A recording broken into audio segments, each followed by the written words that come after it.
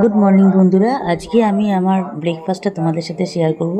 আগেও একদিন দেখিয়েছি। আমি ব্রেকফাস্টে এখন একটা করে রুটি খাই। আগের দিন একটু তরকারি, ওটা ভাজা তরকারি ছিল, ওটা দিয়ে খেয়েছিলাম। আর আজকে খাচ্ছি এক পিস বেগুন ভাজা নিয়েছি আর একটু আখের গুড়। আখের গুড়টা খাওয়া ভীষণ ভালো, বলেছিলাম তোমাদের। দইতে খাও, শুধু খাও, কোনো কিছুর সাথে খাও, ভীষণ ভালো। আখের গুড় ওয়েট লস করতেও খুব ভালো কাজ করে। তবে দেখো, রান্নাঘরে এসে গেছি। এখানে ভাতের ফ্যান ঝরানো হয়ে গেছে। আলু ভাজা করেছি, কাঁকরোল ভাজা করেছি, আর আমার শাশুড়ি মা ডালটা করে রাখা আছে। নিরামিষ দিনে এইটাই রান্না হয়ে গেছে। আর আলু ভাতে আছে। আর রাত্রিবেলার তো চিলি কপিটা রাখাই আছে, ওটা গরম করে নেবো। ও আগের দিন করেছিল আমার হাজব্যান্ড, তবে চা করলাম। বেলার চাটাও হয়ে গেল। আজকে তাড়াতাড়ি হয়ে গেছে। এদিকে রান্নার অতটা বেশি রান্না ছিল না বলে চাটাও তাড়াতাড়ি হয়ে গেছে। এই যে আমাদের চাটা ঘরে নিয়ে চলে এসেছি। আমার আর আমার হাজব্যান্ডের চা, শাশুড়ি মার চা দিয়ে দিয়েছি, দেখিয়ে দিলাম। শাশুড়ি মার চাটা দেখালাম। তিনজনের চা ওখানে, আর এখানে তো আমার আর আমার হাজব্যান্ডের চা নিয়ে এসেছি। মা ও ঘরে, শাশুড়ি মা ও ঘরে চা খাচ্ছে। সবাই ওদের চান হয়ে গেছে। তারপর একটা জিনিস শেয়ার করছি, দেখো। প্রথম আমি ফ্ল্যাক্সিডটাই খেতাম, অনেক দিন আগের কথা বলছি। তারপরে চিয়া সিডসটা দেখলাম, চিয়া সিডসটা খাওয়া শুরু করেছিলাম। চিয়া সিডসটা অনেকগুলো খেলাম, পরপর অনেকগুলো।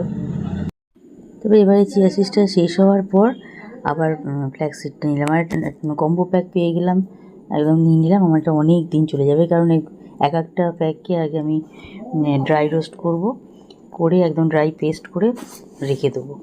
ওই থেকে 1 চামচ করে নিয়ে জলেতে দিয়ে খেয়ে নেবো, বা টক দইতে দিয়েও খেতে পারি, সেটা দেখা যাক। যাতে খাবো সেটা পরে শেয়ার করব। এইটা ফ্ল্যাক্সিডটা জন্য তুললাম। এবারে চিয়া সিডসটা নিয়ে নিই এখন। গুড ইভিনিং বন্ধুরা, চা হয়ে গেল। ওদেরকে চা দিয়ে দিয়েছি। শাশুড়ি মা, হাজব্যান্ড দুজনে আজকে ও ঘরে আছে, দিয়ে দিয়েছি চা। মানে ও বেরোয়, ওই জন্য পরে এসে খায়। আজকে আছে, দিয়ে দিয়েছি চা ওই জন্য। ও সকালে ভাত খেয়ে বেরিয়েছিল, এই জন্য আজকে তাড়াতাড়ি ফিরে এসেছে। আসার পর বাড়িতে আছে, দিয়ে দিলাম চা। আর আমার চাটা আমি ঘরে নিয়ে এসেছি। এখন চা খাবো, বন্ধুদের ভিডিওগুলো দেখবো, এটাই এখন কাজ।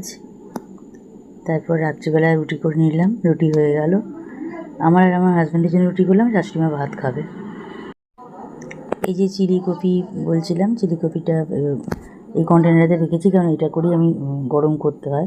এটা মাইক্রোওয়েভ সেফ। এগুলো আমি অ্যাভনে পেয়েছিলাম। অ্যাভন যখন করতাম, অ্যাভনেতে এই গিফটটা পেয়েছিলাম। দুটো আছে, তোমরা অনেক আগেই দেখেছো, আগে ব্লগগুলোতে দেখেইছো। এটা দুটো আছে। এটাতে এবার মাইক্রোওভেনে দিয়ে দিয়েছি, গরম হতে দিই। গরম হয়ে গেলে ওরাও রেডি আছে, খাবারও রেডি, খেতে বসে যাবে। ভাতটা শুধু গরম করব। এটা হয়ে গেলে ভাতটা গরম করে নিলেই হয়ে যাবে। শাশুড়ি মা ভাত খাবে ওই কন্টেনারেতে। এই ছোটো বোল আছে, বোলেতে করে ভাতটা গরম করে দিয়েছি। শাশুড়ি মা যখন একা ভাত খায়, তখন এই ছোটো বোলটা করে ভাত গরম করি, ছোটোগুলো করে। আর দুজনে খেলে তো জায়গায় আজার করেই নিই। আর এই যে আমার আর আমার হাজব্যান্ডের জন্য রুটি। চিলি কপিটা আমার গরম করা হয়ে গেছে। এখন এবার এইটা ঢেকে রাখবো, চাপা দিয়ে রাখি। আর এবার ভাতটা গরম করতে বসালাম। ভাতটা গরম হয়ে গেলে একদম খেতে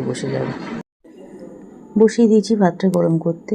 দেখো, ভাত গরম হয়েও গেল, নামিয়ে নিয়েছি। এবারে খেতে বসে যাব। 1 মিনিট দিলেই ভালো গরম হয়ে যায়, প্রচুর গরম হয়ে যায়। চলো, আজকের মতন হলো। গুড মর্নিং বন্ধুরা, আজকে দেখো চিংড়ি মাছগুলো ছাড়িয়ে নিলাম। কদিন ধরে আনা আছে, আমার ছাড়ানো হচ্ছিল না। আমি বসলাম, সব ছাড়িয়ে নিলাম চিংড়ি মাছগুলো। এবারে চিংড়ি মাছ দিয়ে আলু পটল দিয়ে ডালনা করব। আজকে এটাতে ভিডিও করলাম, ভিডিওটা কি সমস্যা হলো জানি না। ভিডিওটা বাকি ফটোগুলো তুলে রেখেছিলাম, একটু শেয়ার করতে পারছি। চিংড়ি মাছগুলো ভেজে নিচ্ছি। চিংড়ি মাছ ভাজা হয়ে গেলে তারপরে ওই তেলেতেই আমি পটলটা ভাজবো। পটল ভেজে তুলে নিয়ে আলুগুলো ভাজবো। তারপরে জিরে ফোড়ন দেবো।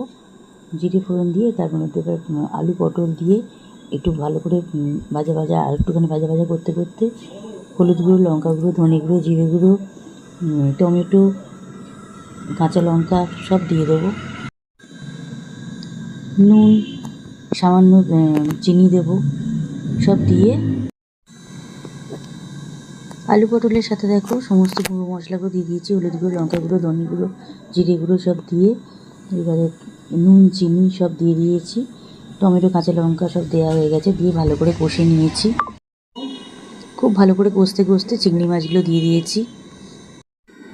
চিংড়ি মাছ দিয়েও খুব ভালো করে আলু পটলের সাথে চিংড়ি মাছটাকে ভালো করে একদম কষে নিতে হবে। টমেটো, কাঁচা লঙ্কা সমস্ত গুঁড়ো মশলা সব দেওয়াই আছে, দিয়ে এবারে ভালো করে কষে নিয়ে তারপরে জল দিয়েছি।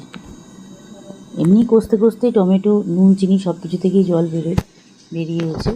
এবারের মধ্যে এবার জল দিয়েছি, পরিমাণ মতন জলটা দিয়ে আলু পটলটাকে সিদ্ধ হতে দিয়েছি। চিংড়ি মাছ তো আলাদা করে সিদ্ধ হওয়ার কিছু না। আলু পটল সব সিদ্ধ হয়ে গেছে, চিংড়ি মাছের তরকারি রেডি হয়ে গেছে। এবার ভাতটাও করে নিলাম, ভাতটাও হয়ে গেল। দেখো ভাত বসিয়ে দিয়েছি, ভাত এখন হচ্ছে।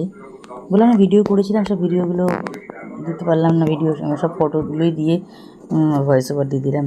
ভাতে ফ্যান জড়িয়ে নিলাম, হয়ে গেল। গুড ইভিনিং বন্ধুরা, চা হয়ে গেল। হাজব্যান্ডকে, শাশুড়িমাকে চা দিয়ে দিলাম, আর আমার চাটা ঘরে নিয়ে এসেছি। আর আজকে তো রুটিটাই শুধু করব, আর ভাত গরম করব। আমার শাশুড়িমায়ের ভাত গরম করব, আর হাজব্যান্ডের জন্য রুটি করব। আলু পটল চিংড়ি মাছ দিয়ে তরকারিটা তোমাদের সাথে শেয়ার করেছি, ওইটা আছে, পুরোটাই আছে, মানে দুপুরবেলা হয়েছে আর রাতটা হয়ে যাবে। ভিডিওটা আজকে এখানে এন্ড করলাম। ভিডিও দেখে লাইক, কমেন্ট, শেয়ার করো, চ্যানেলটা সাবস্ক্রাইব করে দিয়ে নোটিফিকেশান বেল আইকনটা প্রেস করে দিয়ে পাশে থেকো সবাই।